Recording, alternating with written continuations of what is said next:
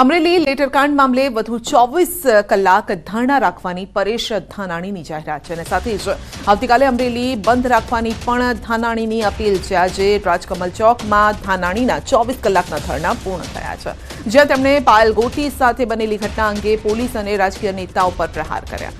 તેમણે આક્ષેપ કર્યો કે 24 કલાક બાદ પણ કોઈ શિક્ષાત્મક કાર્યવાહી નથી થઈ। વધુ અપડેટ મેળવીશું સંવાદદાતા રાજન પાસેથી। જી રાજન, પરેશ ધાનાણીના ધરણા છે ને હવે અમરેલી બંધનું એલાન।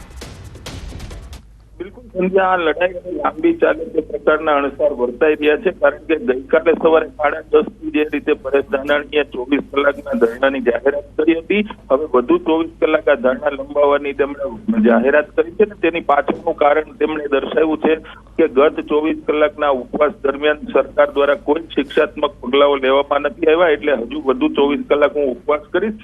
સાથે જ તેણે અમરેલીના લોકોને આ સમગ્ર મામલે વિરોધ પ્રદર્શન કરવા માટે અમરેલી શહેર બંધ રાખવા માટેની પણ અપીલ કરી છે। પાયલ ગોટી અને અમરેલીના ધારાસભ્ય કૌશિક વેકરિયાના નાર્કો ટેસ્ટની પણ તેમણે માંગ કરી અને આ સમગ્ર મામલાને વધુ વિવાદમાં નાખ્યો છે। હવે જોવાનું એ છે કે આવતા 24 કલાક દરમિયાન પરેશ ધાનાણીની રણનીતિ શું રહેશે। સંધ્યા, આપનો આભાર।